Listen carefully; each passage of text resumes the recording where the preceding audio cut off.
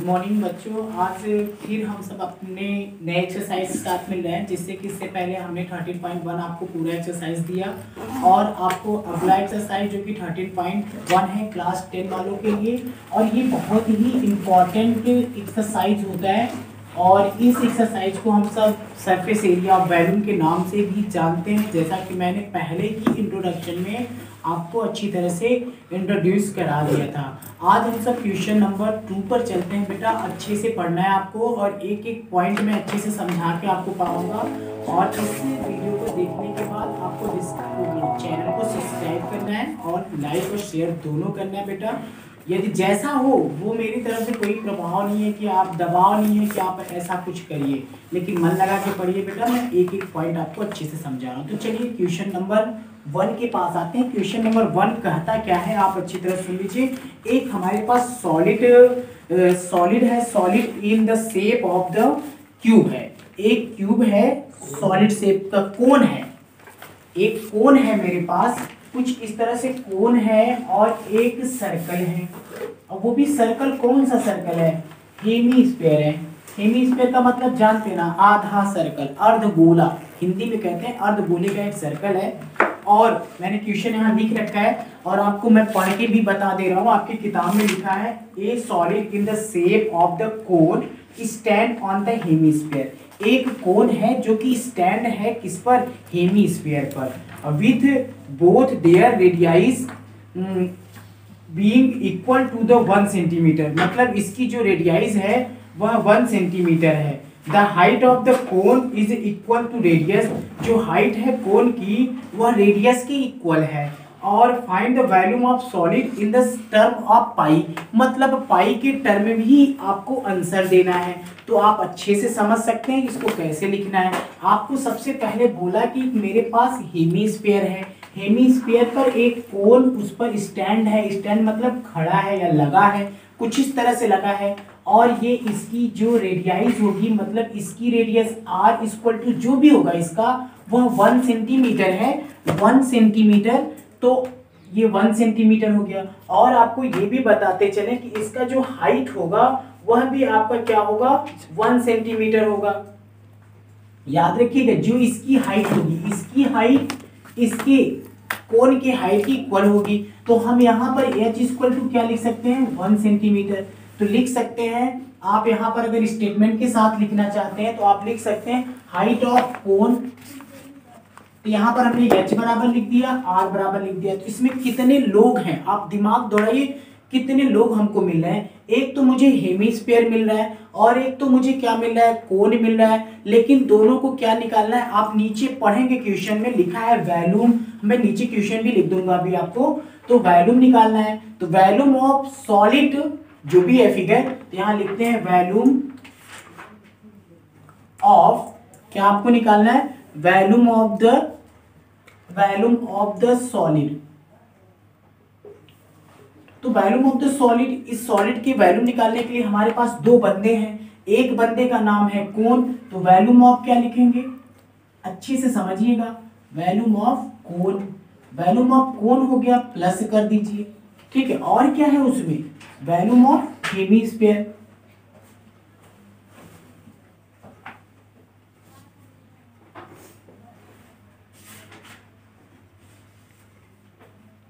Hemisphere हो गए। तो आप अच्छी तरह जानते हैं वैल्यूम ऑफ कोन का फार्मूला हमें पता था 1.3 pi r cube pi r square H.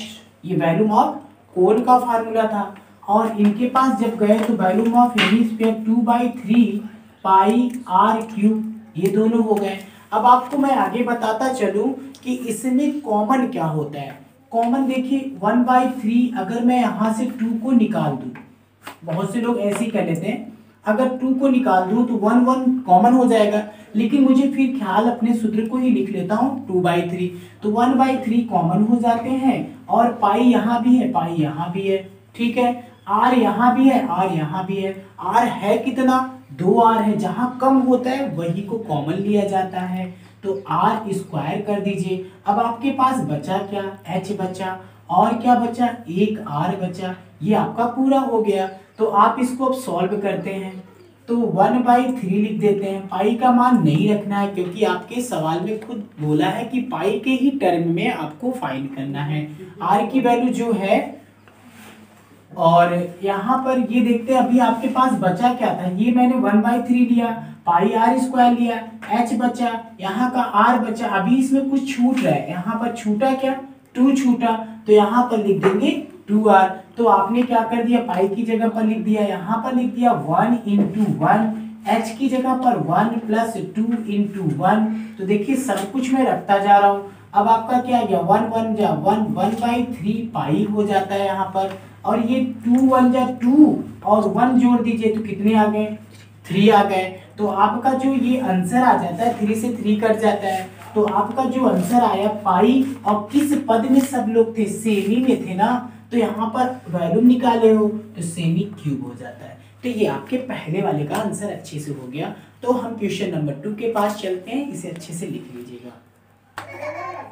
अब क्वेश्चन नंबर 2 पर आ गए। क्वेश्चन नंबर 2 कुछ इस तरह से था, ध्यान से सुनिएगा। क्वेश्चन नंबर कहता था कि एक मॉडल है, एक स्टूडेंट था, वह एक मॉडल तैयार करता है, उस मॉडल में एयर भरी गई है, एयर, प्रेजेंट ऑफ एयर। तो उस मॉडल में कितनी एयर भरी जाएगी। हमने पहले ही बताया था कि जब भी किसी की कैपेसिटी पूछे, किसी का मान पूछे, किसमें कितना होगा, तो वहां पर जब कितने शब्द आए तो वहां पर आपको वॉल्यूम फाइंड करना होता है। तो यहाँ पर एयर की भरने की बात हो रही है। तो मॉडल कैसा था, वो इंजीनियरिंग लड़का बता रहा है कि मेरे पास एक मॉडल था, उस मॉडल को मैं ऐसे बना देता हूँ।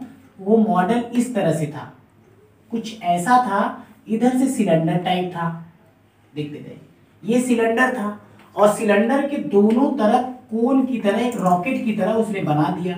कहा भैया इसमें एयर भरी है, और इधर भी एक बना दिया, दोनों तरफ कोन उसके ऊपर माउंट कर दिया। तो ये बता रहा था कि यहाँ से लेकर यहाँ तक की पूरी हाइट, यहाँ से यहाँ तक की पूरी हाइट h बराबर 12 सेंटीमीटर दे रखा था, और ये बोला था कि यहाँ से लेकर यहाँ तक जो कोन की हाइट थी, वह कोन की हाइट लिख देता हूं, cone height, height of cone, height of cone आपके बुक में दिया है 2 सेंटीमीटर। तो इधर भी वही height of cone, height of कोन, ये भी आपको दिया है 2 सेंटीमीटर। ये दोनों तरफ की हाइट मुझे पता है, और यहाँ पर जो रेडियस पता है, डायमीटर पता है, d बराबर हमें पता है 3, तो भैया r बराबर क्या होगा, 3/2। ये तो आपको पूरी पता चल गई। अब बात ये हजम नहीं हो रही थी कि सिलेंडर की भी तो हाइट होनी चाहिए, तो मैंने लिख दिया height of cylinder, height of cylinder कर देंगे तो हम ये दोनों कोन की हाइट को जोड़ लेते हैं और पूरी हाइट में से माइनस कर देते हैं। तो दोनों कोन, पूरी हाइट थी हमारे पास 12, और दोनों कोन की हाइट यहाँ 2 और यहाँ 2, तो कितने हो जाते हैं 4, और टोटल आपके पास 8 गया 8 सेंटीमीटर, 8 सेंटीमीटर। मतलब ये किसकी हाइट आ गई, हाइट ऑफ सिलेंडर याद रखिएगा, और हाइट ऑफ कोन। अब मुझे ये पता है कि ये आपका जो मॉडल है, इस मॉडल में क्या भरा हुआ है, एयर भरा हुआ है। तो एयर कितना भरा जाएगा यही तो पूछा है। तो हम लिखेंगे present of air, volume of, volume लिखते हैं, वॉल्यूम करते हैं, वॉल्यूम ऑफ, किसका वॉल्यूम निकालते हैं, एयर, एयर का करते हैं एयर प्रेजेंट। ठीक है, आपकी कितनी वॉल्यूम होगी उसमें एयर प्रेजेंट करने के लिए। तो आपके पास जो जो है, पहले लिखेंगे कोन है, 2 कोन है, शुरुआत करते हैं, वॉल्यूम ऑफ कोन, और आपको ये भी बता दें कितने कोन हैं, 1 और 1, इसको बंद करके इसके आगे लगा दिए 2, दोनों कोन हो गए। अब अगर इसका 10 आएगा तो इसका भी 10 आएगा, चाहे 10 और 10 को जोड़ दो और चाहे 2 × 10 कर दो, बात वही पड़ती है, प्लस कर दो।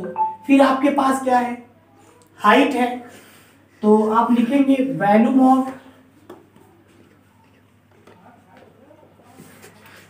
Of cylinder. अब आप देखिए, अच्छे से देखते जाइए, 2 volume of cone 1/3 pi r² h plus volume of cylinder तो यहाँ भी आप कर देते हैं पाई आर स्क्वायर एच।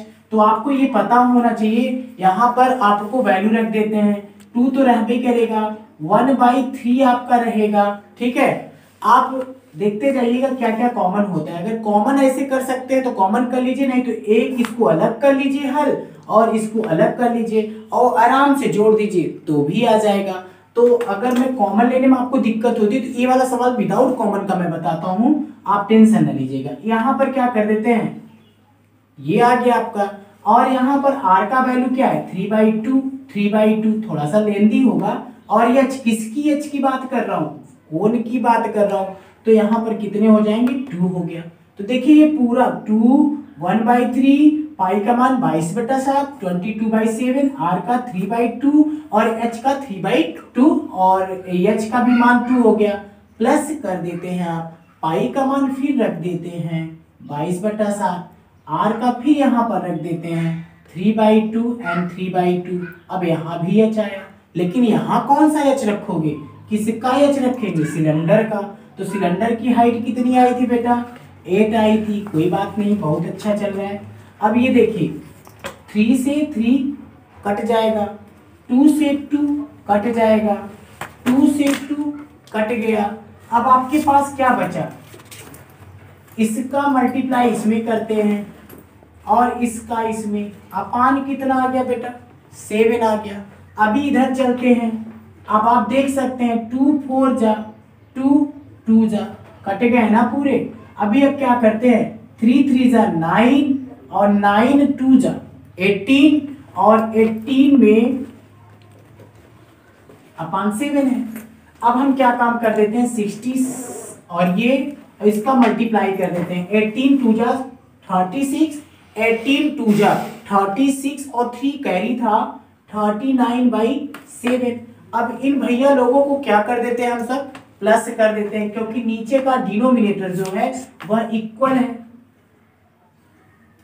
तो यहां पर आपने क्या कर दिया 6 6 12 आ गए, 9 और 6 कितने आ गए 15 और यहां पर कितने हो जाएंगे 16 हो गया। कैरी कितना लगा था आपका 1, तो यहाँ 3 में 1 जोड़ देंगे 4 और बाई 7 आ गया। ठीक है, अब आपको कुछ करना नहीं है, इतना ही आंसर बोलते हैं सेमी क्यूब। लेकिन आपके बुक में ये आंसर नहीं आया होगा, घबराइए ना। इसका आंसर क्या आया होगा 7 का हम यहाँ डिवाइड करके समझा देते हैं। बहुत से बच्चे सोचते होंगे क्या करें, 4 7 4 जा 7 6 जा 42, तो फिर यहाँ 4 7 6 जा 42। तो इसे काटने के बाद मुझे पता चल गया 66 सेमी क्यूब का उसमें एयर भरा जाएगा। तो ये सवाल आपका एक एक पॉइंट में अलग करके बता दिया, और इसको मैंने कॉमन नहीं लिया, लेंदी हो जाता, उसमें आप पता नहीं कौन सा यच करते कौन यच ना रखते, कंफ्यूज होते, इसलिए मैंने अलग अलग करके प्लस कर दिया, करने के बाद आपका